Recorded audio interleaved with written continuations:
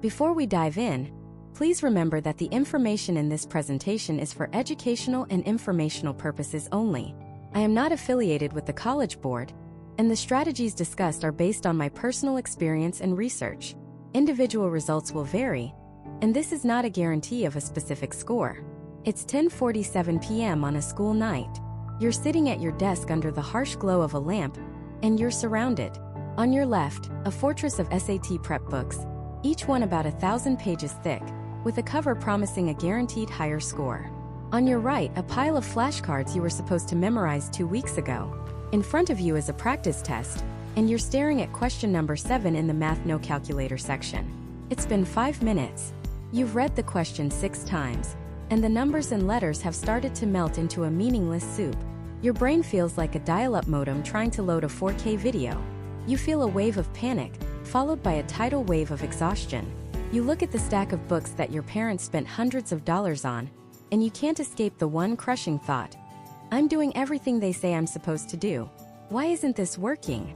If that sounds even remotely familiar, then I need you to listen very, very closely for the next few minutes, because I'm about to tell you something that the multi-billion-dollar test prep industry hopes you never figure out. That mountain of books on your desk? It isn't just failing to help you. It might be the very thing holding you back from the score you're truly capable of. The entire premise that you can buy a thick book, read it cover to cover, and magically absorb the skills to ace the SAT is one of the biggest and most expensive myths in modern education. In this video, I'm going to pull back the curtain. We're not just going to talk about a few tips and tricks. I'm going to give you a completely new framework for thinking about this test. I'm going to show you why the traditional method of study more, read more, grind more is a horribly inefficient, soul-crushing path that leads to burnout for the majority of students. And I'm going to give you the alternative, a system that focuses on strategy over brute force, on thinking like the test maker, not just being a student. A system that will save you time, save you money, and most importantly, save you from that 11 p.m. feeling of utter despair. By the end of this, you will understand the fundamental flaw in relying on prep books, and you'll have the keys to a method that has helped thousands of students break through their score plateaus and achieve results they never thought possible. How can I be so sure? Because I was that student. I was the king of that 11 p.m. despair. When I was a junior in high school, I did exactly what everyone told me to do. I marched into a bookstore and bought the 3 holy grails of SAT prep. You know the ones. The big, heavy bricks from Princeton Review, Kaplan, and Barron's. I felt so productive, so responsible. I got home, cracked open the first one, and started reading. Chapter 1. Sentence completions. I read every word. I highlighted key phrases in bright yellow until the pages were glowing. I did the little practice drill at the end of the chapter and got most of them right. Okay, I thought, this is working. Then I took a full-time practice test. My score went up by 10 points. 10. After a week of studying, I was devastated, but I didn't question the method. I questioned myself. I thought, I just need to work harder. So I doubled down. I started getting up at 5 a.m. to study grammar rules before school. I spent my lunches doing math problems. I read those books so many times I had entire paragraphs memorized. I was living and breathing the SAT. I was a machine of passive learning. I was highlighting, I was rereading, I was absorbing. My life was a blur of practice questions and vocabulary words. And my next practice score? It went down. Down. I had actually gotten worse. I remember just sitting there, staring at the score report, feeling like a complete and total failure. All that work, all that sacrifice, for nothing. I was convinced I was just bad at tests. I thought maybe my brain wasn't wired for it. I was ready to give up and just accept a mediocre score. And in that moment of desperation, a new thought popped into my head. It was quiet at first, but it got louder and louder. What if I wasn't the problem? What if the tools were the problem? What if these 1,000-page books, these supposed keys to success, were actually the locks on the cage? That's when everything changed. I pushed the books aside. I stopped reading and I started analyzing. I stopped memorizing and I started strategizing. I stopped trying to learn all the math, and instead tried to understand the very specific way the SAT asks about math. And my score didn't just creep up. It exploded. We're talking a 250-point jump in a matter of weeks. Felt like a superpower. It wasn't magic. It was a system. And it's the system I'm going to start sharing with you right now. So, let's get into the core of the issue. Why are these books so ineffective for so many people? It boils down to a few critical flaws. First, and this is the most important one, they promote passive learning. Reading a chapter about trigonometry is not the same as solving a difficult trigonometry problem under a time crunch. Highlighting a grammar rule is not the same as identifying that error in a complex sentence with 3 other tempting trap answers. It's the illusion of productivity. You feel like you're working hard because you're putting in the hours, but in reality, you're just spectating. It's like trying to become a pro basketball player by only reading books about Michael Jordan. You might know all the theory, you might know his stats, but the second you step onto the court, you're going to get destroyed. The SAT is a performance. It's a sport. And you only get better at sports by playing them, not by reading the rulebook over and over again. Second, the one-size-fits-all trap. These books are written for a phantom, an imaginary average student. But you are not the average student. You are you. You have a unique set of strengths and a very specific set of weaknesses. Maybe you're a genius at geometry, but you always make silly mistakes with negative numbers. Maybe you can analyze literature like a college professor, but you fall for comma splice traps every single time. A generic book can't diagnose that. It's going to spend 50 pages on geometry, which you don't need, and maybe 10 pages on negative numbers, which is your personal kryptonite. It's an incredibly inefficient way to study. You end up wasting 80% of your time reviewing things you already know or learning obscure concepts that might show up as one question every 3 years, while your core score-killing weaknesses go completely unaddressed. Third, they focus on content over strategy. They are encyclopedias of information. They will teach you every obscure grammar rule and every possible math formula. But the SAT isn't just a test of what you know. It's a test of how you think. It's a reasoning test. It's designed with specific traps, patterns, and psychological tricks to get you to pick the wrong answer. Acing the SAT isn't about knowing more math than everyone else. It's about understanding the game of the test. It's about recognizing the patterns in wrong answer choices. It's about knowing how to make an educated guess when you're stuck. It's about managing your time and your mental energy over a grueling 3-hour period. These are the skills that lead to massive score improvements, and they are barely mentioned in the footnotes of most of these giant prep books. They give you the puzzle pieces, but they never teach you the strategy to actually put the puzzle together. Now, am I saying you should take every prep book you own and throw it in a bonfire? No, not exactly. Some books can be useful tools, like a dictionary or a thesaurus, if used correctly. They can be a place to look up a specific concept you're struggling with, but they should be the reference material, not the foundation of your entire study plan. Relying on them as your primary source of learning is like trying to build a house using only a hammer. You're missing the blueprint, the saw, the screwdriver, and the entire construction crew. So, if the books aren't the answer, what is? That's what this is all about. We're going to throw out the old model. We're going to stop being passive knowledge sponges and start being active, strategic test takers. We're going to build a new foundation from the ground up, one based on a simple, powerful principle. The best way to get better at the SAT is by studying the SAT itself. Not someone's interpretation of it in a book, but the real thing. We're going to talk about the resources that actually matter, the practice techniques that create real skill, and the mindset that separates the 99th percentile from everyone else. We're going to turn you from a student who is intimidated by the test into a machine that systematically dismantles it, question by question. This is the beginning of that transformation. The first step is realizing that the path you've been on is a dead end.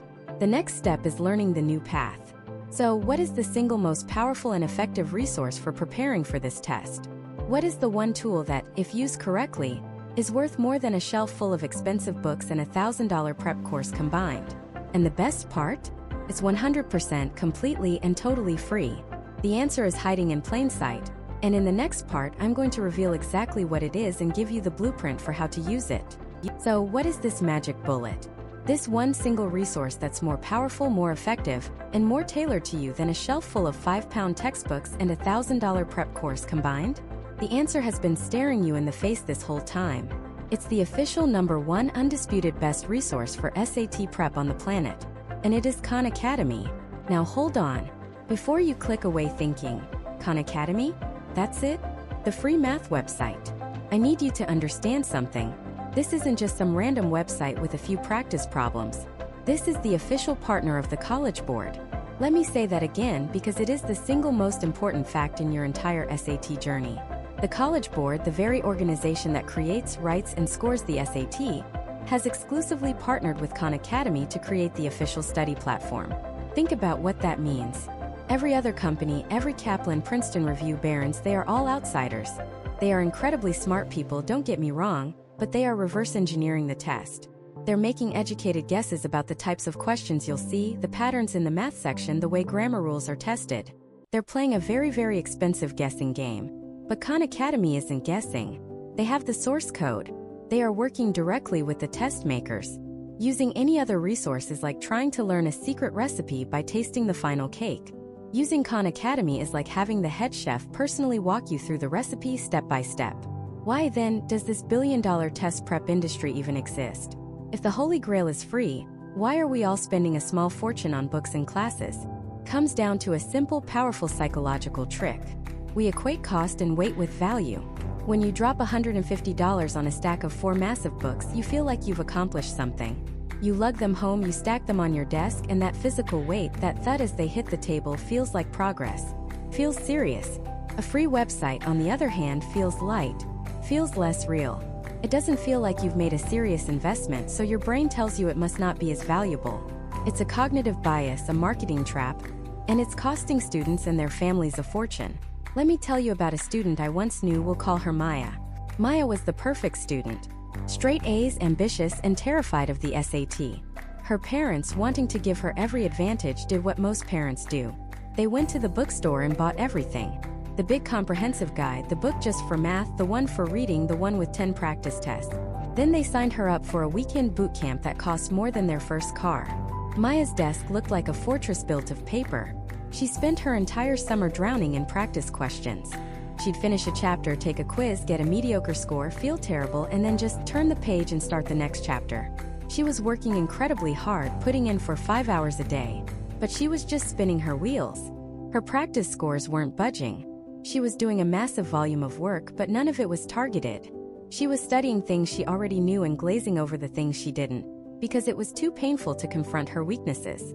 She was mistaking activity for achievement. This is the fundamental flaw of the textbook model. A book is a static, one-size-fits-all object. It can't adapt to you. It has no idea that you're a genius at geometry but struggle with systems of equations. It has no clue that you nail every question about comma splices, but can't identify a misplaced modifier to save your life. So you waste 80% of your time reviewing concepts you've already mastered, while your true weaknesses remain hidden. This is where the official Khan Academy platform changes the entire game. It's not just a collection of videos and problems. It's a dynamic, adaptive learning system built on a foundation of data from the test makers themselves. And using it correctly is the key. You don't just log on and start doing random practice problems. That's the Maya method, and it doesn't work. You need a system. I call it the diagnostic funnel, and it starts with one critical step. The very first thing you must do is take a full-length, official practice test on the Khan Academy platform. Not from a book. Not a paper test you grade yourself. It has to be on their digital platform. Why? Because when you do this, something magical happens. The system doesn't just give you a score. It analyzes every single answer you give. It sees the exact type of math problem you got wrong. It sees that you struggled with words and context questions in the reading section. It identifies your specific, unique pattern of strengths and weaknesses with a level of precision that no human tutor or massive textbook ever could. And then it does the most important thing of all. It automatically generates a personalized study plan just for you. It will literally say, okay, based on your diagnostic, you need to level up your skills in heart of algebra and problem solving and data analysis. Here are the specific lessons and practice sets you need to do, in this exact order. It completely eliminates the guesswork. It stops you from wasting a single minute on material you already know. Instead of giving you a 2,000-page book, it gives you a targeted surgical strike plan designed to fix your exact weak points. This initial diagnostic is the most important 3 hours of your entire SAT prep. It's the foundation upon which everything else is built. You are handing your data over to the system, and in return, it's handing you a customized roadmap to your goal score. Imagine a doctor trying to perform surgery without first doing an X-ray or an MRI. That's what you're doing when you just open a prep book to page 1 and start grinding. You're operating blind. The Khan Academy Diagnostic is your MRI. It gives you a crystal clear picture of what's happening inside, so you know exactly what needs to be fixed. So your first mission, your only mission right now, is to block out 3 uninterrupted hours in your calendar. Find a quiet space, tell your family not to bother you, put your phone in another room, and take one of the official digital practice tests on Khan Academy. Treat it like the real thing. This single action is more valuable than the first 50 hours most students spend flipping through a prep book. But here's the secret that almost everyone misses. This diagnostic, this personalized plan, it's only step one. It's the starting point. It gets you on the right path, but it doesn't get you to the finish line. The real, exponential score growth doesn't come from just doing the practice problems the system recommends. That will get you a small bump for sure. But if you want to see a 100, 150, or even a 200-point jump, you need to implement the second part of the system. This is the part that separates the students who get a decent score from the ones who get a truly life-changing one. It's a simple but incredibly powerful technique for analyzing your mistakes and turning every wrong answer into a permanent lesson. It's a method that forces you to understand not just what you got wrong, but why you got it wrong, ensuring you never make that same mistake again. Getting your personalized plan from Khan Academy is like being handed a map to a hidden treasure. But the map alone isn't enough. You still need to know how to read it, how to navigate the terrain, and how to avoid the pitfalls along the way. In the next part, I'm going to give you the compass. I'm going to show you how to build what I call an error log, and it is the single most powerful tool for skyrocketing your SAT score. It's a simple spreadsheet or a physical notebook, but don't let its simplicity fool you.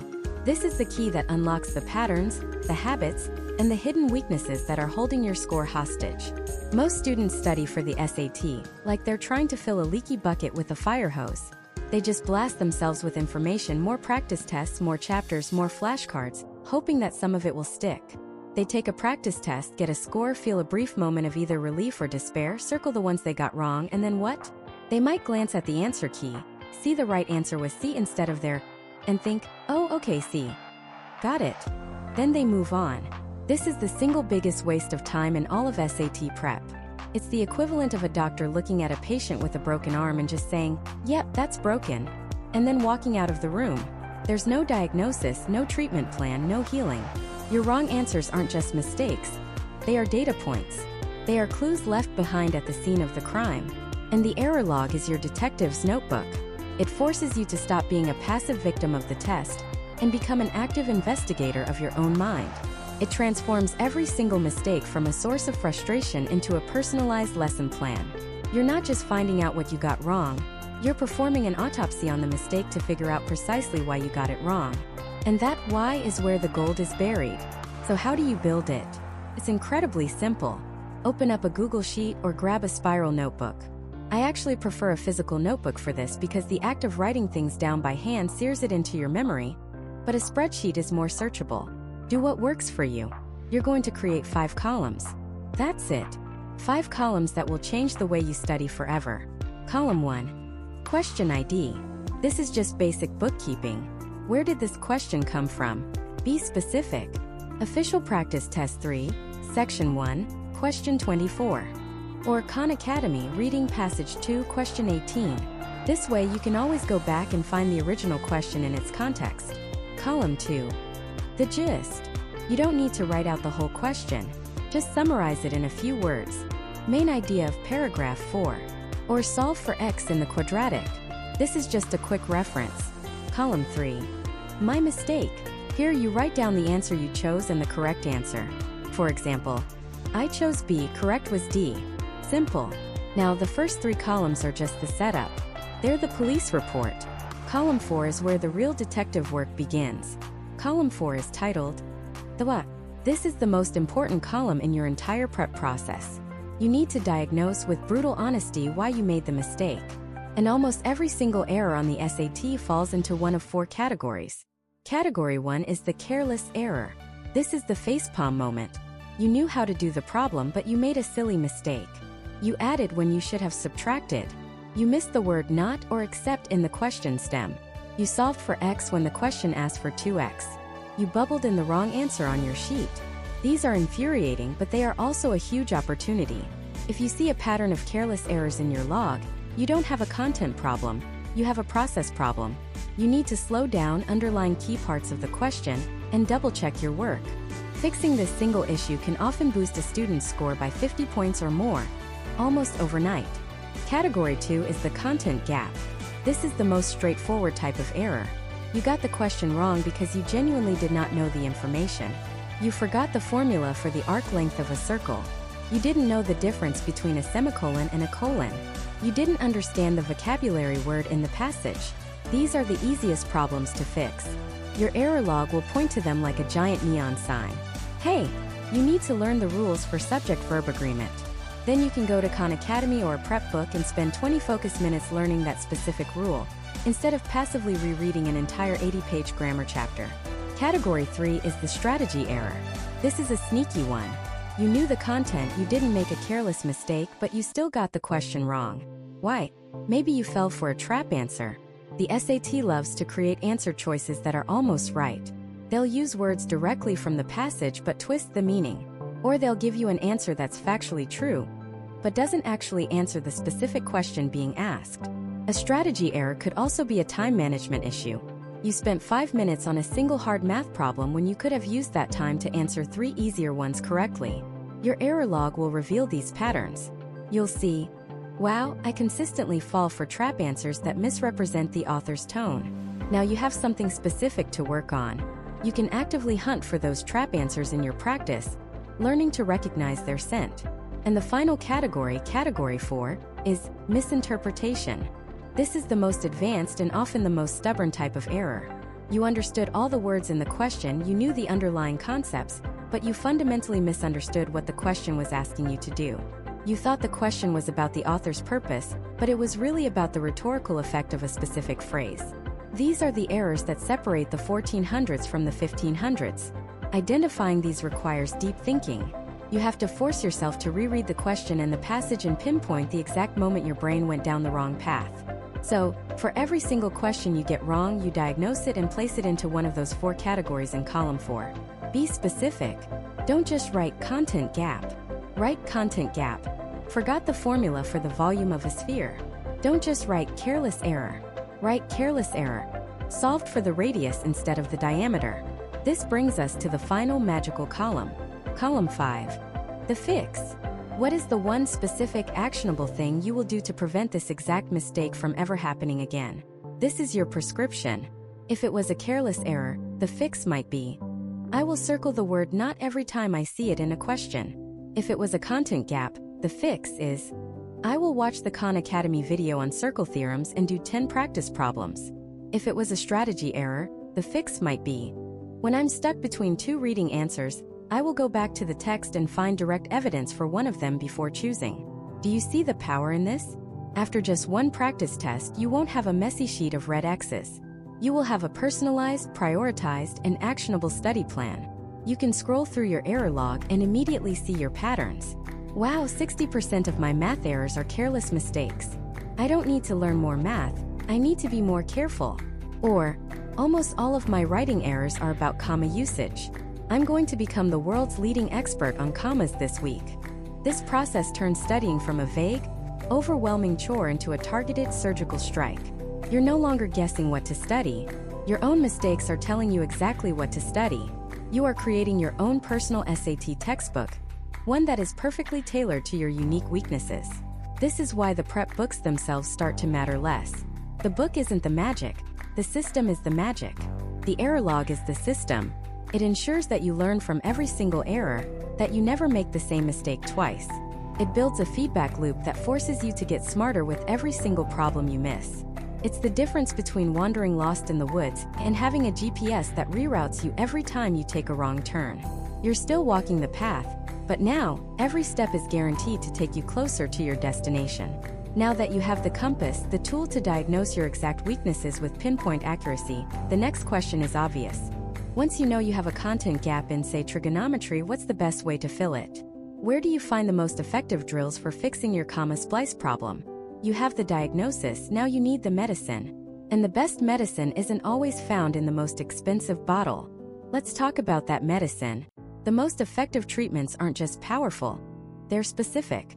You wouldn't take a sledgehammer to perform heart surgery. You need a scalpel. And in the world of SAT prep, the most precise, most effective, most powerful scalpel isn't a 1,000-page book with a glossy cover. It's the test itself. Or rather, the materials created by the people who write the test. This is the single most important secret that the multi-billion-dollar test prep industry doesn't want to shout from the rooftops. The best practice material is, and always will be, the official material from the College Board. And most of it is free. Think about it. The SAT isn't just a test of your knowledge of math and English. It's a test of your ability to understand the SAT's unique language. Every question has a certain rhythm, a specific logic, a particular way of phrasing things to be tricky but technically correct.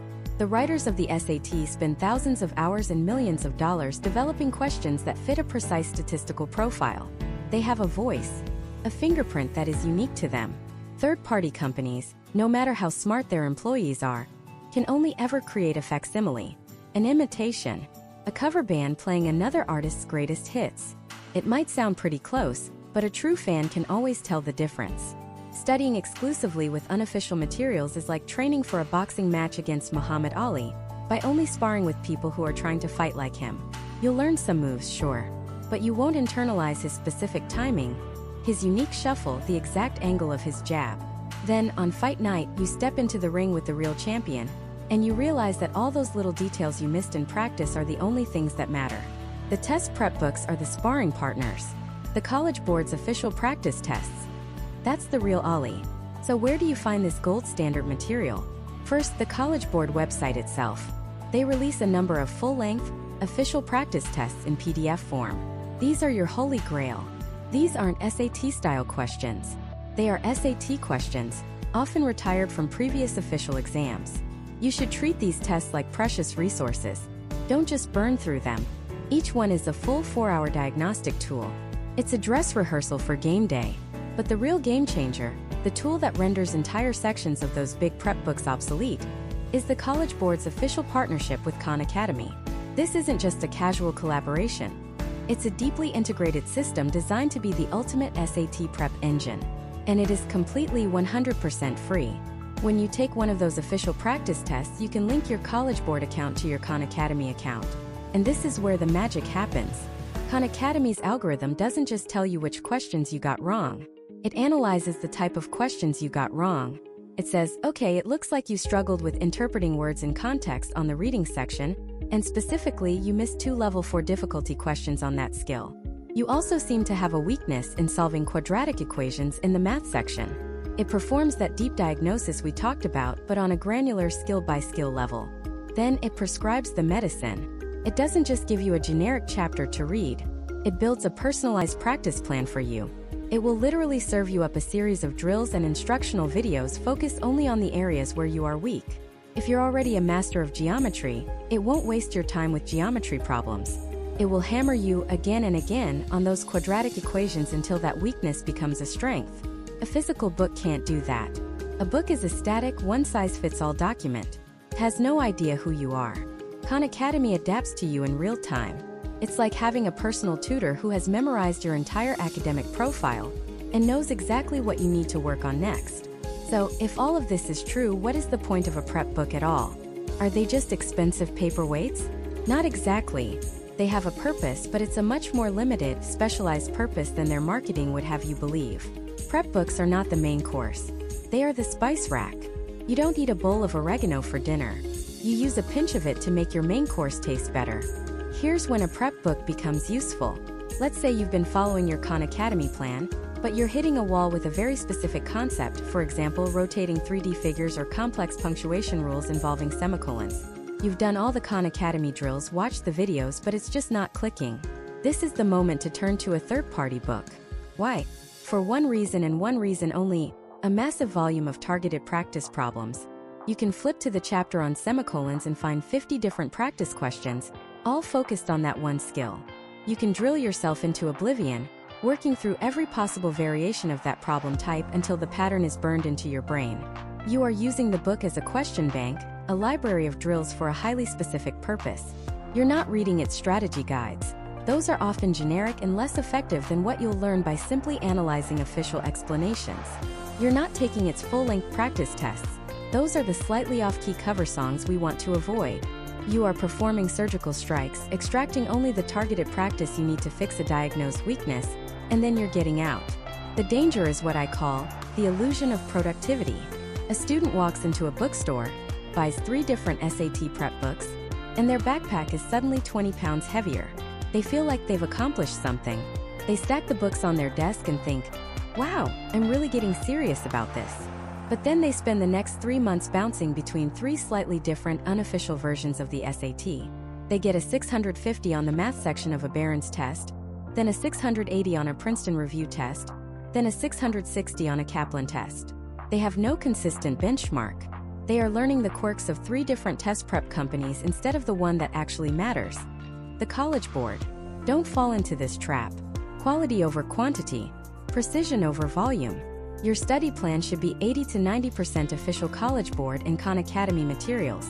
The remaining 10 to 20% can be these surgical strikes into third-party books to shore up very specific stubborn weaknesses. So, do you need to buy SAT prep books to succeed? The honest answer is no. You absolutely do not need them. It is entirely possible to get a top-tier score using nothing but the free, official resources available online. However, can they be a useful tool in your arsenal if used correctly?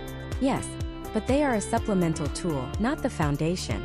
Think of yourself as a master chef. The official materials are your fresh, high-quality ingredients, the core of your dish. The prep books are the exotic spices you might use sparingly to add a specific finishing touch. A great chef knows that the dish lives or dies by the quality of the core ingredients, not by how many different spices they dump into the pot. Your job isn't to collect recipes from 100 different cookbooks. Your job is to understand the ingredients so well that you can create your own masterpiece. So what are the ingredients for the SAT? What are the fundamental building blocks you need to master to create that masterpiece? A score that opens doors for you. This is the secret the multi-billion-dollar test prep industry hopes you never figure out. They want you to believe the SAT is a vast, unknowable beast with a million different question types, each requiring a unique trick or shortcut. They sell you book after book, course after course, each promising to reveal more of these secrets. But it's a lie. It's a carefully constructed illusion designed to keep you dependent, to keep you buying. The truth is, the SAT is built on an astonishingly small foundation of core concepts. It's not a test of a million things. It's a test of about 30 things, repeated over and over again in clever disguises. Let's pull back the curtain. Take the math section. Students see 58 questions and their brains go into panic mode. They think they need to know 4 years of high school math inside and out. They don't. The vast majority of the SAT math test boils down to a handful of concepts from Algebra I and geometry. We're talking about linear equations, systems of equations, quadratic functions, and ratios. That's the core. The entire heart of algebra category, which makes up a huge chunk of the test, is just testing your deep, flexible understanding of how one variable relates to another in a straight line. That's it. The test makers aren't trying to see if you can remember the formula for the volume of a dodecahedron. They want to see if you can look at a word problem about a phone plan, recognize it's just a linear equation in disguise, and solve it. They're testing your reasoning, not your memory. The student who has memorized 200 formulas from a prep book is fragile. The student who has deeply mastered the logic of y equals mx plus b is unstoppable.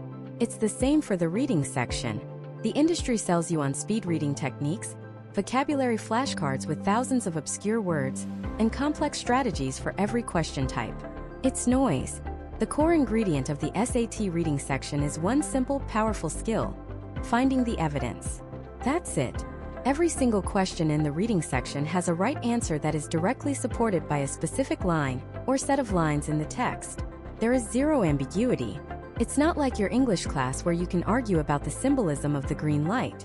On the SAT, the answer is written down in black and white right there on the page. Your job isn't to be a literary critic. Your job is to be a detective. You are given a question, which is your lead.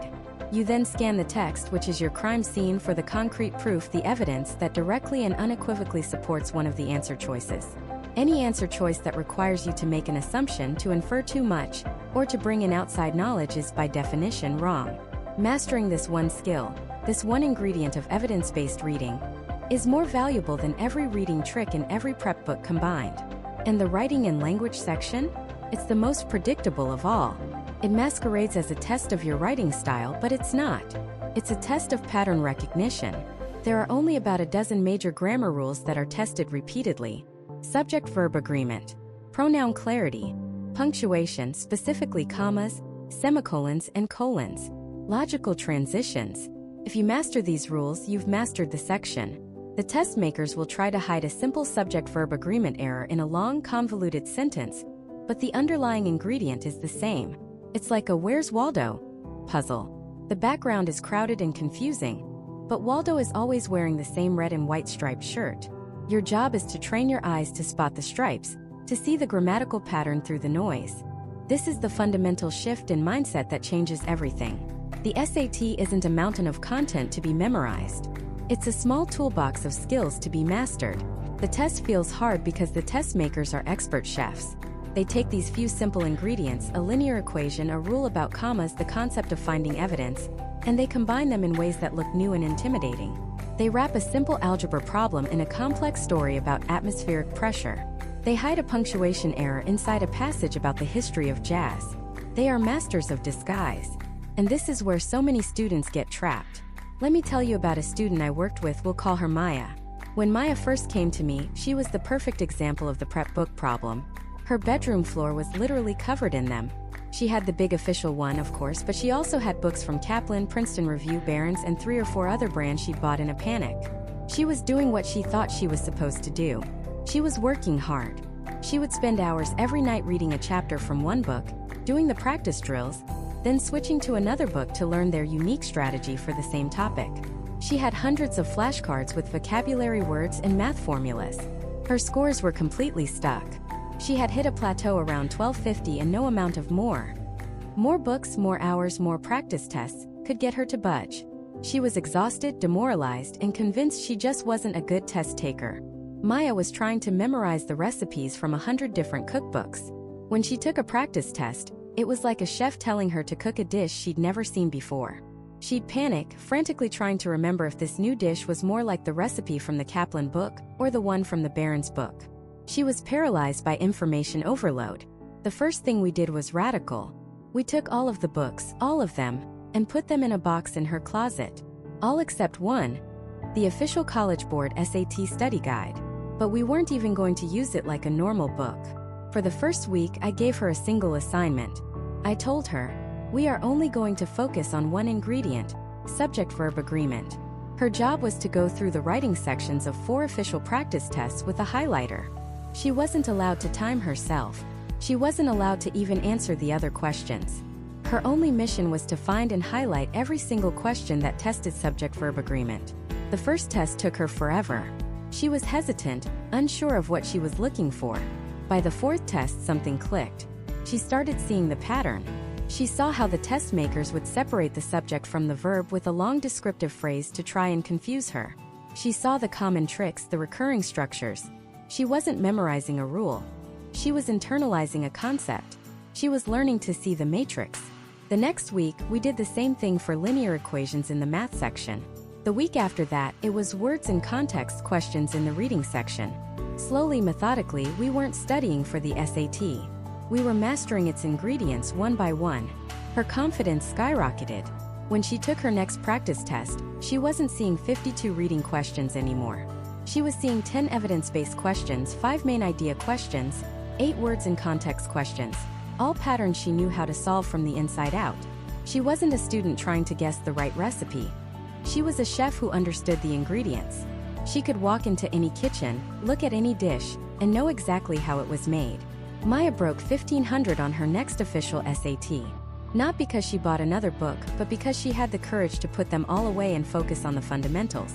She stopped collecting information and started building real skill. This is why the ultimate prep book, the only one that truly matters, is the one written by the test makers themselves. The official practice tests released by the College Board are not just practice material. They are the blueprint. They are the source code. Every third-party prep book is just a copy of a copy, an interpretation of what someone thinks the College Board is testing. Why would you study an imitation when you can study the real thing? Using third-party books is like trying to learn how to paint a masterpiece by reading a description of it. Using the official test is like being in the room with the artist watching every brushstroke. So, I'm going to challenge you to try the Maya experiment. For the next 48 hours, I want you to put away every single third-party prep book you own. Just for 2 days. Pick one and only one concept that gives you trouble. Maybe it's misplaced modifiers in the writing section. Maybe it's percentage problems in the math section. Go to the College Board's website, download one of their free official practice tests, and become a detective. Hunt down every single instance of that one concept. Don't worry about your score. Don't worry about the clock. Your only goal is to understand that one ingredient so deeply that you can recognize it in any disguise. This small exercise will do more for your score than reading another 100 pages of someone else's strategies. You'll be taking your first step from being a recipe collector to becoming a master chef. So what does a master chef do that a recipe collector doesn't? A chef doesn't just know the ingredients, they understand the chemistry. They know that if you add a little more acid here, it will balance the fat there. They can feel when the dough is kneaded just right. They can look at a set of random ingredients in a pantry and create something amazing, because they operate from first principles, from a deep, intuitive understanding of how flavors and textures work together. This is the level you need to reach with the SAT. You need to move beyond memorizing that a semicolon connects two independent clauses and develop an intuitive feel for the rhythm and structure of a correct sentence. You need to stop hunting for specific trap answer types listed on a page and start developing a gut instinct that tells you when an answer choice just smells wrong.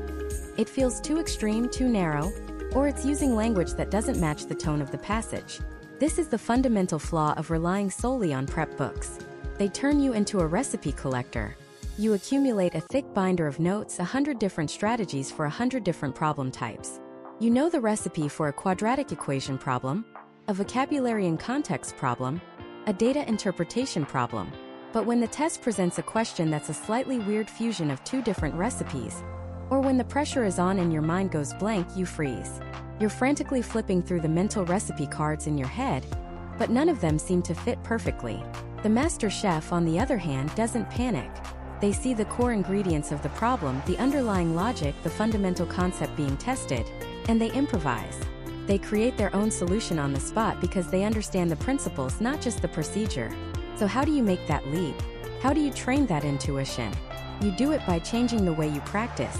You have to stop treating practice tests as just a way to get a score, and start treating them as your sparring partner. This is the single most important mindset shift you can make. Your practice materials are not a textbook to be read. They are an opponent to be studied, wrestled with, and ultimately, understood on a molecular level. Here's how the sparring partner method works. It's a two-step process: the timed round and the autopsy. And I promise you, if you do this consistently, you will transform your understanding of this test. First, the timed round. You don't do an entire 3-hour practice test at first. That's like a novice boxer trying to go 12 rounds with a heavyweight champ. You'll just get exhausted and learn nothing. Instead, you fight in short, intense bursts. Take one 65-minute reading section, or two 35-minute math sections, or even smaller. Just one reading passage and it's 10 or 11 questions, giving yourself 13 minutes, or 15 math problems in 25 minutes. The key is to simulate the pressure perfectly. Phone off in a quiet room with a timer you cannot pause. You go all out for that short burst. When the timer goes off, pencils down. No exceptions. This isn't about finishing. It's about training under real-world conditions. Now, here comes the part where the magic happens, the part that 99% of students skip. The autopsy. You don't just circle your wrong answers, look at the correct letter and move on. That is the equivalent of getting knocked down by your sparring partner, having him tell you he used a right hook, and then immediately starting the next round. You've learned nothing. You'll just get hit by the same punch again. No, you perform a deep forensic analysis of every single question you got wrong. And this is crucial, every single question you were even slightly unsure of, even if you guessed it right. For each of these questions, you need to answer 4 things, and I recommend you physically write them down in a journal. 1. Why is the right answer demonstrably, undeniably right? Don't just accept the answer key's explanation. Go back to the text yourself. Find the exact line, the specific phrase, the data point in the graph that makes the correct answer 100% correct. Underline it. If it's a math problem, rework it from scratch until you arrive at the correct solution, understanding every single step. Your goal is to be able to explain to a 5-year-old why this answer is the only possible correct choice. 2. Why is every other wrong answer demonstrably, undeniably wrong? This is even more important than the first step. The SAT isn't just a test of finding the right answer. It's a test of eliminating the wrong ones. For each of the 3 distractors, you must articulate the specific reason for its incorrectness. Don't just say it's wrong. Give it a label. Is it out of scope? meaning it brings in information not mentioned in the passage? Is it a distortion, twisting the author's words to mean something else? Is it too extreme, using words like always, never, or impossible when the passage is more nuanced? For math, is it a calculation error, a misinterpreted formula, or the result of solving for x when the question asked for 2x? You need to become a connoisseur of wrong answers. 3. Why did you fall for the wrong answer? This requires brutal self-honesty. What was your thought process that led you down the wrong path? Did you misread the question? Did you get impatient and pick the first answer that looked good enough? Did you fall for a classic trap like picking an answer that was true in the real world but not supported by the text? Did you forget to distribute a negative sign in an algebra problem? You have to diagnose your own mistake. Write it down. I chose B because I rushed and only read the first half of the sentence. The second half contradicted it. My mistake was impatience. And finally, number 4. What will you do differently next time to avoid making that same mistake? This closes the loop. It turns a mistake from a failure into a lesson. Your answer might be, next time, for any answer choice that seems perfect, I will force myself to read it twice, all the way to the period before selecting it. Or, next time I see a geometry problem with a diagram, I will immediately check if it is drawn to scale and be skeptical of what my eyes tell me. This autopsy process is slow. It's demanding. It might take you longer to review a single reading passage than it took you to complete it. But this is where the real learning happens. It's the neurological equivalent of a bodybuilder tearing muscle fiber in the gym. The repair process is what builds strength. Passively reading a prep book is like watching a video about lifting weights. Performing this autopsy is actually getting under the bar and lifting it. I worked with a student, we'll call her Sarah, who was the queen of recipe collecting. She had flashcards, binders, and 3 different prep books, all tabbed and highlighted.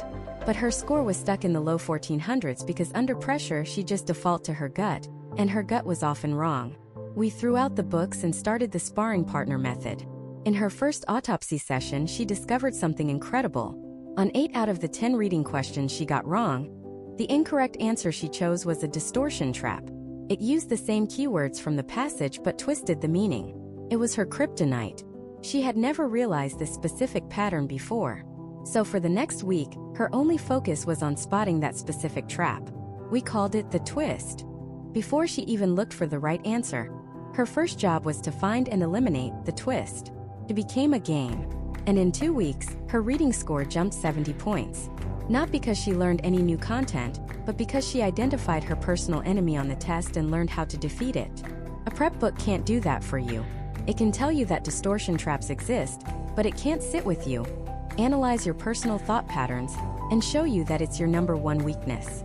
The autopsy process forces you to become your own coach. You are no longer just a passive student of the test. You are an active researcher of your own mind and how it interacts with the test tricks. You are reverse engineering the exam one question at a time.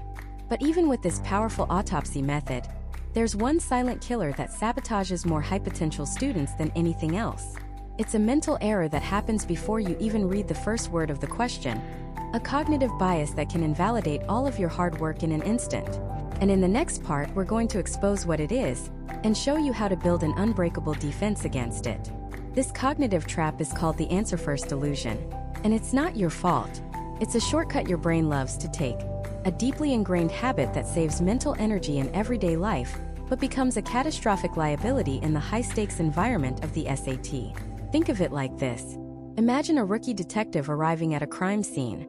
Instead of carefully gathering all the evidence, fingerprints, witness statements, security footage, they immediately spot a suspicious-looking person nearby. Their brain latches on. It's gotta be him, they think.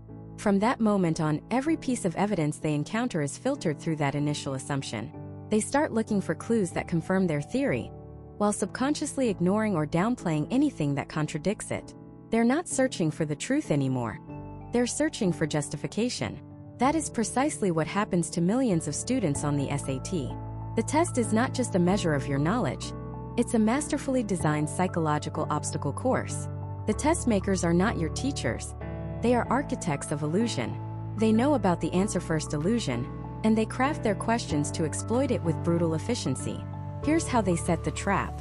For nearly every question, especially in the reading and writing sections, They create one correct answer and 3 distractors. But these aren't just random wrong answers. One of them is a special kind of poison. It's the plausible-sounding distractor. It's an answer choice that contains keywords from the passage, or expresses a familiar idea, or just feels right on a gut level. It's the suspicious-looking person at the crime scene. Your eyes scan the question, you glance at the passage, and then you look at the options. And there it is. Answer choice B. Has that phrase you just read. A little spark of recognition fires in your brain. Dopamine, the chemical of reward, gives you a tiny satisfying hit. That's it, your brain whispers. I found it. And just like the rookie detective, you've made your decision. You then go back to the passage not to find the correct answer, but to find evidence, any evidence, to justify your choice of B. You skim, you pull a phrase out of context, you build a flimsy case, and you fill in the bubble feeling confident. But you've been played. The question might have asked for the primary purpose of the paragraph, but the phrase you recognized was just a minor detail. The actual correct answer, choice C, might have used different vocabulary to summarize the main idea, so it didn't trigger that immediate, easy recognition. By committing to an answer before you truly analyzed the question, you guaranteed you would fail. You weren't answering the test maker's question. You were answering your own biased, premature conclusion. This single habit is the silent killer of high scores. It's why you can study for hundreds of hours, know all the grammar rules, understand every vocabulary word, and still find your score stuck, plateaued in a range that doesn't reflect your actual intelligence or effort. You're not losing points because you don't know the material. You're losing points because you are playing the game on the test maker's terms. So how do we build the unbreakable defense? How do we strip the test of its psychological power and put you back in control? We do it by adopting a radical new protocol. A system that forces you to become the master detective, not the gullible rookie. I call it the SHIELD method. It's simple, it's non-negotiable, and it will fundamentally rewire how you take this test. It has 4 steps. Step 1. Engage the SHIELD. The moment you move to a new question, before your eyes can even drift down to the answer choices, you take your hand or a spare piece of paper, and you physically cover options A, B, C, and D. This is your SHIELD. It's a physical barrier that prevents your brain from falling into its old, destructive habit. You are denying the test makers the opportunity to plant a suggestion in your mind. You are creating a clean, sterile environment for analysis. No suspects, only evidence. Step 2. Interrogate the question. With the answers shielded, your entire focus now shifts to the only thing that matters: the question itself. You're not just reading it. You are interrogating it. Underline the key command words. Is it asking what does the author imply? Or what does the passage state? Is it asking for the main idea or a specific detail? Rephrase the question in your own simpler words. If it asks, the author's rhetorical stance in the final paragraph is best described as, you translate that to, okay, what's the author's attitude or tone in this last paragraph? How are they trying to come across? This act of translation forces you to deeply comprehend what you're actually being asked to do. Step 3. Predict the answer. This is the most important step, the one that changes everything. Still, without looking at the choices, you go back to the text with your interrogated question in mind. You are now on a mission. You are not browsing for possibilities. You are hunting for a specific piece of information. Find the lines in the passage that contain the answer. Read them carefully, and then, in your own words, formulate the answer in your head. It doesn't have to be elegant or perfectly phrased, just has to be accurate. For that question about the author's tone, you might read the paragraph and think, okay, the author is warning the reader about a potential danger but also seems hopeful that it can be overcome. So like, cautiously optimistic or a concerned warning. You have now created your own, unbiased, evidence-based answer. Step 4. Lower the shield and match. Only now, after you have done the hard work of thinking for yourself, do you remove your hand and look at the options. But your task has completely changed. You are no longer a confused shopper trying to choose the best product from 4 shiny, confusing boxes. You are a detective with a perfect description of the suspect. Your job is simply to scan the lineup and find the one that matches your preformed conclusion. Let's say the options are scornful dismissal, B. unbridled enthusiasm, C. concerned admonition, D. academic indifference. You look at your mental answer. A concerned warning. You scan the choices. Is wrong, B is wrong, D is wrong. C. concerned admonition is a perfect match. It's an instant, confident click. There is no doubt, no second guessing. You didn't choose C. You identified it. By using the shield method, you fundamentally alter the power dynamic of the SAT. You stop letting the test lead you into traps and start forcing it to give you the information you require. You transform every question from a multiple-choice gamble into a simple, direct matching exercise. This is how you build an unbreakable defense. It's not a trick. It's a discipline. It requires more effort up front on each question, but it pays off with staggering gains in accuracy and confidence. This method is your single most powerful weapon for the reading and writing sections. But what about math? The traps there are different. They're sneakier. They aren't just about misleading words. They're about misleading numbers, diagrams designed to deceive your eyes, and answer choices that look right because they're the result of the most common simple mistake. There is one mathematical trap in particular, a trap hidden in plain sight within the geometry questions, that is so devastatingly effective, it works on the majority of students who encounter it. And in the next part, we're going to expose that exact trap. And I'll show you how to use the test's own deceptive diagrams as a secret weapon to find the right answer. This trap is a masterpiece of psychological warfare, and it lives inside the math section, hidden in plain sight. It's the deceptive diagram. Imagine this, you flip to a geometry question. There's a circle with a triangle inside. Your eyes immediately scan the image. The triangle looks like it's a perfect right triangle, with one vertex touching the center of the circle and the other two on the circumference. One of its sides looks exactly like the diameter. The question asks for the length of a specific arc. Your brain, working at 1,000,000 miles an hour, makes a logical leap. If that's a diameter, then the arc is a semicircle, and the angle in the triangle is 90 degrees. You use the Pythagorean theorem, solve for a missing side, calculate the circumference, and find your answer. It's sitting right there, option B. You bubble it in, feeling confident, and move on. You just lost 20 points. What happened? You fell for the trap. Buried in the text of the problem, the tiny print you skimmed over, were two crucial pieces of information. First, the point in the middle of the circle was explicitly labeled point P, not center O. Second, the problem stated that the angle was 88 degrees, not 90. The diagram was a lie. It was drawn to look like a perfect, simple textbook problem, but it wasn't. The test makers at the College Board are not your friends. They are cognitive scientists who understand that your brain is hardwired to take shortcuts. Your visual cortex processes information thousands of times faster than the part of your brain that reads and deciphers text. You see the right angle before you read that it's an 88-degree angle. They know this. They exploit this. Every single diagram on the SAT math test, unless it is explicitly stated to be drawn to scale, should be treated as an enemy combatant. It is not there to help you.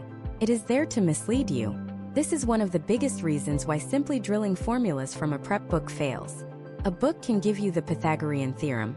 It can give you the formula for the circumference of a circle, but it cannot rewire your brain to distrust your own eyes.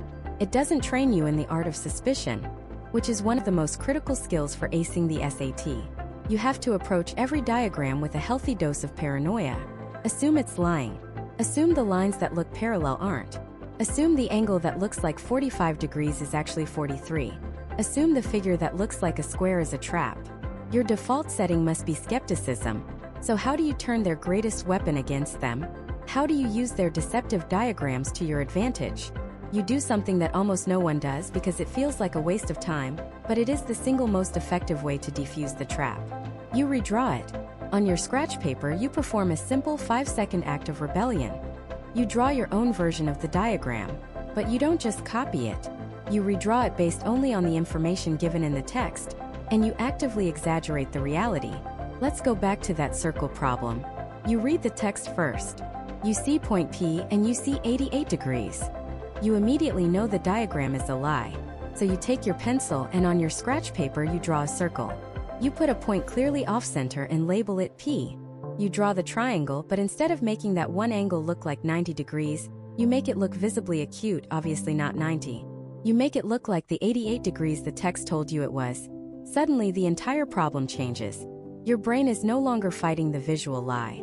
The path to the correct answer, which likely involves the law of sines or cosines, now becomes clearer because your drawing actually reflects the reality of the problem. You have taken their weapon, disarmed it, and built a better one for yourself.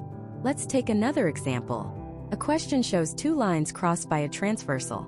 They look perfectly parallel. The question gives you a complex setup of algebraic expressions for different angles and asks you to solve for x. The natural instinct is to assume the lines are parallel and use the rules of alternate interior angles. You solve for x and you find an answer that, once again, is waiting for you as one of the options. And once again you are wrong, because nowhere in the text did it say the lines were parallel. It was a visual assumption. The only way to solve that problem was to use the fact that angles on a straight line add up to 180 and vertical angles are equal. The parallel-looking lines were just a distraction, a piece of cognitive bait.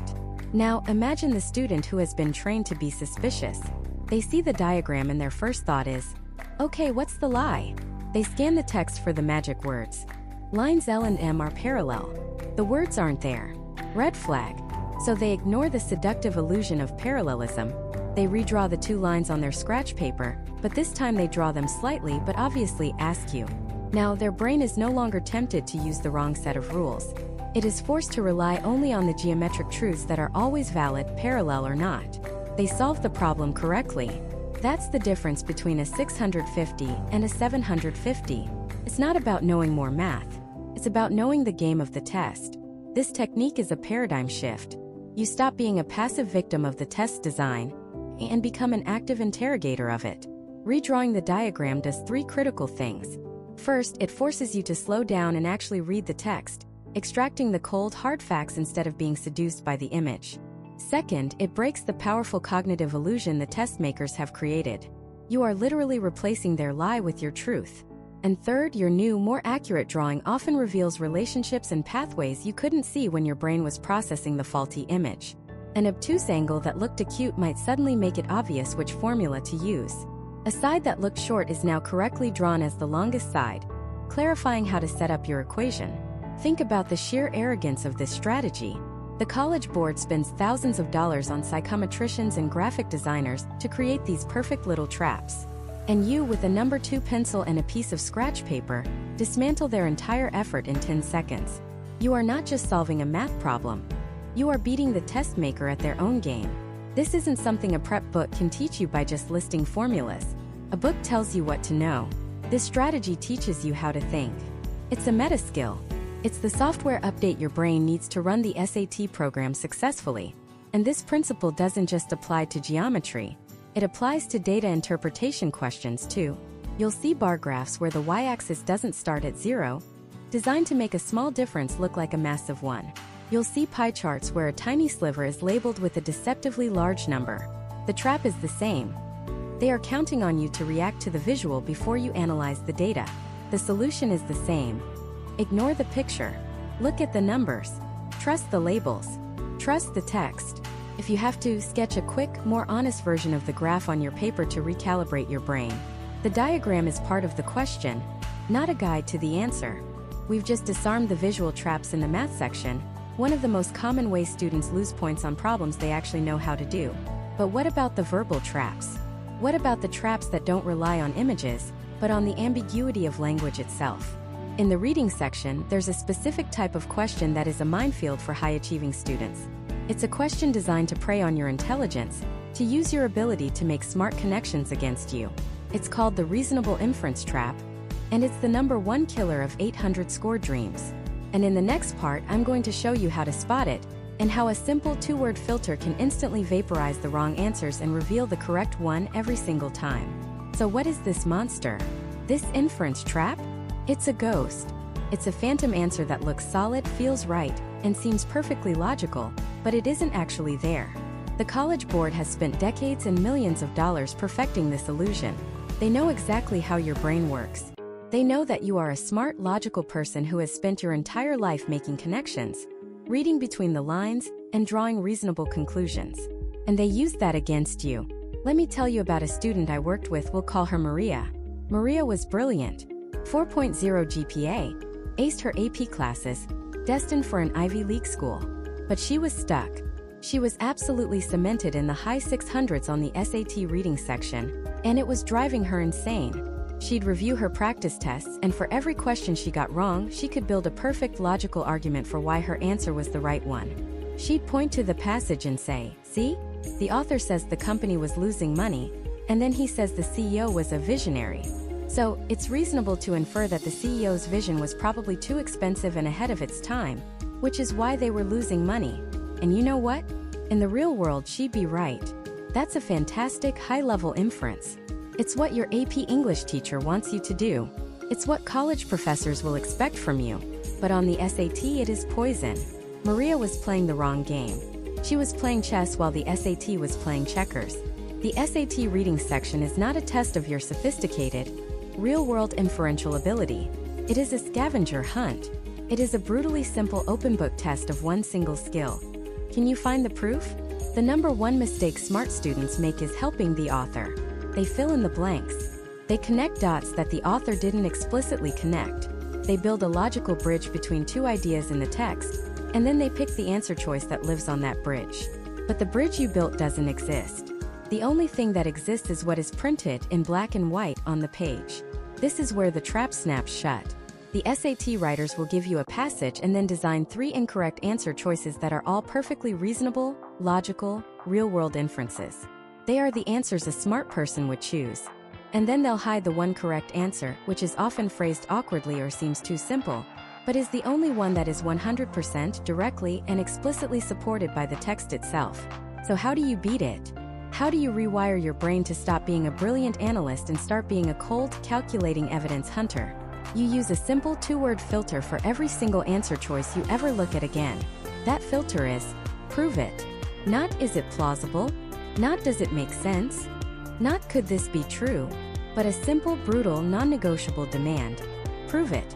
You have to become a ruthless prosecutor in a courtroom. The passage is your only witness, and the answer choices are all suspects. For each one you point your finger and you say, you claim to be the right answer. Prove it.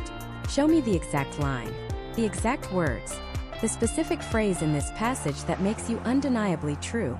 If the answer choice requires you to add even one single piece of outside logic, one assumption, well, if this is true, then that is probably true, you must eliminate it. It is guilty of being an inference. You throw it out.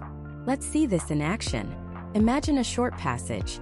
Let's say it's about a newly discovered species of jellyfish that lives in the deepest trenches of the ocean. The passage says, the Noctilucus profundis is a remarkable organism. Unlike most deep-sea creatures that have adapted to the crushing pressure, its cellular walls are surprisingly thin and porous. Furthermore, its metabolic processes generate a significant amount of internal heat, keeping its core temperature several degrees above the near-freezing abyss. This combination of traits has baffled marine biologists since its discovery. Okay, simple enough. Now, here's the question. The passage suggests which of the following about the jellyfish's thin cellular walls? And here are your answer choices. Watch the traps. A. They allow for rapid nutrient absorption from the water. B. They are a vestigial trait from an ancestor that lived in shallower waters. C. They would likely rupture if the jellyfish were brought to the surface too quickly. D. They are functional in the deep sea due to another of the jellyfish's characteristics. Let's go through this like a typical high achiever. Answer A. They allow for rapid nutrient absorption. Well, the text says they're porous. Porous things absorb stuff, and it's in the deep sea, so it probably needs nutrients. That makes a ton of sense. I'll keep A. Answer B. A vestigial trait from an ancestor. An evolutionary explanation. It's plausible. Maybe it evolved from something else. The passage doesn't say, but it could be true. I'll keep B for now. Answer C. They would likely rupture if brought to the surface. Okay, this is basic biology. Deep-sea fish have issues with pressure changes. The passage says they have thin walls and live under crushing pressure. So if you bring it up, yeah, it'll probably pop. Makes perfect sense. I'll keep C. Answer D. They are functional. Due to another of the jellyfish's characteristics. This one is kind of vague and weirdly phrased. Functional how? What characteristic? Feels weaker than the others. The student is now trapped. A B and C are all brilliant logical inferences. They are the product of a smart brain connecting the dots. And they are all 100% wrong. Now let's do it again, but this time we are the prosecutor. We apply the prove it filter. Answer A. They allow for rapid nutrient absorption from the water. Prove it. Where in the text does it mention the word nutrient, or absorption, or anything related to eating? Doesn't. The text says porous, but it never says why. You added the nutrient part with your own brain. You helped the author. So A is out. Answer B. A vestigial trait from an ancestor that lived in shallower waters. Prove it. Where in the text does it mention ancestors, evolution, vestigial traits, or shallower waters? It doesn't mention a single one of those things. You are literally making up an entire evolutionary history. B is out. Answer C. They would likely rupture if the jellyfish were brought to the surface too quickly. Prove it. Where does the passage mention the surface? Or what would happen if the pressure changed? Doesn't. You are applying your outside knowledge of biology. While your knowledge is correct, the SAT does not care. The answer is not in the text. C is out. Now look at D. They are functional in the deep sea due to another of the jellyfish's characteristics. Prove it. Let's see. The passage says the jellyfish has two weird traits, thin and porous walls, and it generates a significant amount of internal heat. The passage then says, this combination of traits has baffled biologists. The text explicitly links the thin walls with another characteristic, the internal heat, to explain how it survives. The thin walls are functional, they don't collapse, due to another characteristic, the internal heat. We can prove every single piece of answer D using only the words on the page. It's the only one that survives. It might sound awkward, it might seem too simple, but it is the only one that is textually undeniably true. This changes everything. You stop reading for deep meaning and you start scanning for evidence. You stop trying to be smart and you start being a detective. The Prove It filter transforms the SAT reading section from a subjective, frustrating art into a cold, objective science. It vaporizes the phantom answers and illuminates the correct one. Every single time. This isn't just a trick for inference questions. It's the master key for almost every question they throw at you. Main idea, author's purpose, tone, you name it. The answer is always, always, always on the page.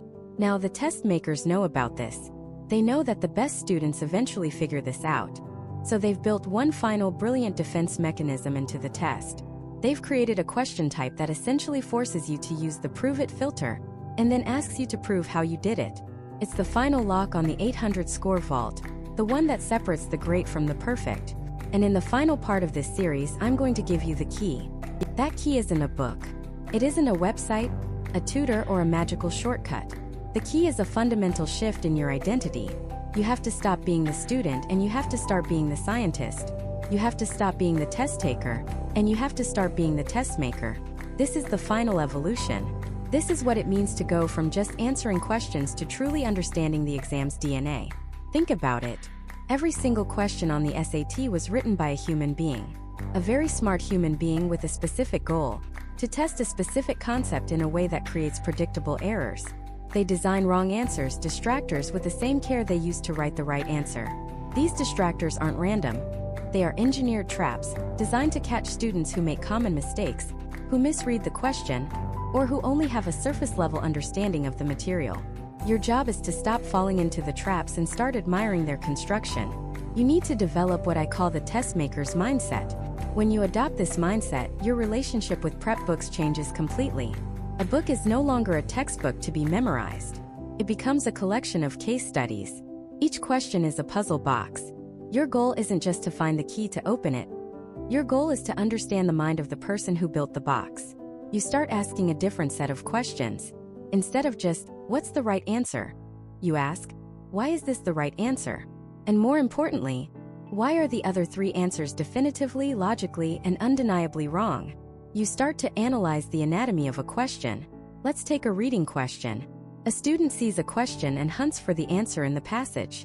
Someone with the test maker's mindset does something else. They look at the 4 answer choices first. They might see one that's too extreme, using words like always or never. They tag it as a likely trap.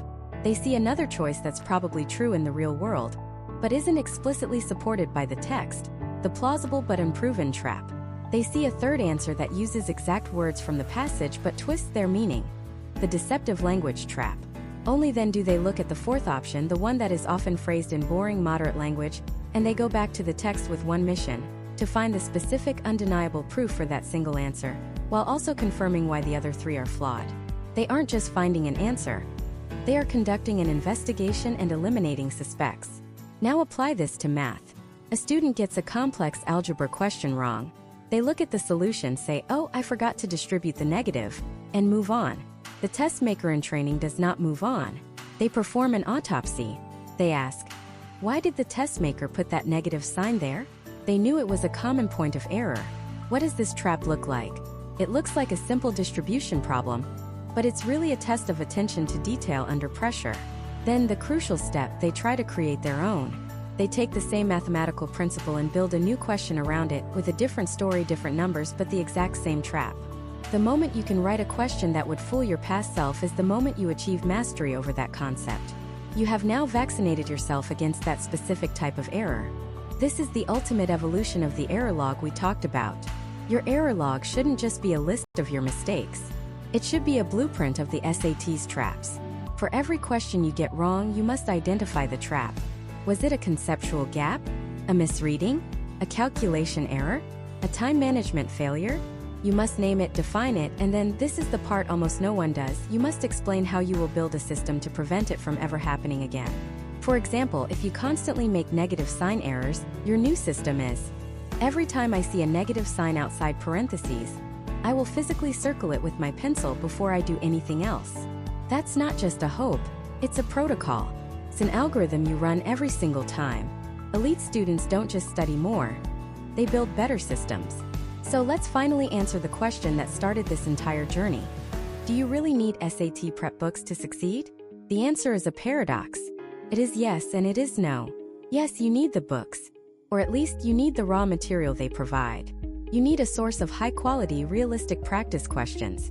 You need explanations of core concepts. You need practice tests to simulate the real experience. A book, a high-quality online program, official practice tests from the College Board. These are your sparring partners. They are the gym equipment. You cannot build muscle without weights to lift. In that sense, the materials are non-negotiable. But the more important answer is no. Absolutely not. You do not need the book in the way most people think. The book itself holds no magic. Finishing a 1,200-page prep book is not the goal. The book is not a magic lamp that you rub to get a good score. The book is just the ore. You are the blacksmith. The book is the block of marble. You are the sculptor. Your success will have almost nothing to do with the brand name on the cover, and everything to do with the intensity and intelligence of the process you apply to its pages. A student can passively read 5 different prep books cover to cover and see their score barely budge. Another student can take a single official practice test, spend 20 hours deconstructing every single question, analyzing every trap, rebuilding every error, and see their score jump 100 points. The first student treated the books like textbooks. The second treated the test like an opponent to be studied and understood. The first student was a tourist. The second was a detective. The secret to a 1600 or an 800 in a section isn't about finding the best book. It's about becoming the best student of the test. It's about realizing that the test is not a measure of your intelligence. It's a measure of how well you play a very specific game. And the books are simply recordings of past games. Your job is to study the film, understand the opponent's playbook, and then develop your own winning strategy. Here is my final challenge to you. The key I promised. Take one section of a practice test you've already completed. Just one. Reading, writing, or math. I don't want you to solve the problems again. I want you to do something far more valuable. For every single question, right or wrong, your task is to write down what you believe the test maker's intent was. What specific skill were they targeting? What was the most tempting wrong answer? And what specific flaw in thinking was it designed to attract? For the questions you got wrong, I want you to go one step further. I want you to create a cousin question. A new question written by you that uses a different scenario but tests the exact same underlying principle and employs the exact same type of trap. This exercise is difficult. It is slow. It is 100 times harder than just passively doing more practice problems. But this single exercise, done with ruthless honesty and intellectual rigor, will be more valuable than reading an entire prep book, because you will have finally made the shift. You will have taken the key and turned the lock. You'll stop seeing the SAT as something that happens to you, and start seeing it as a system that you can understand, navigate, and ultimately conquer. The books are just paper and ink. They are a map, but you are the explorer. The map is essential, but it's the explorer's courage, strategy, and intelligence that determine whether they reach the destination. The ultimate resource you have in this journey is not for sale on Amazon. It's the analytical engine sitting right between your ears. Learn to use it not just to answer the questions but to question the answers. That is the path. That is the process. And that is the real secret to success on the SAT and far, far beyond.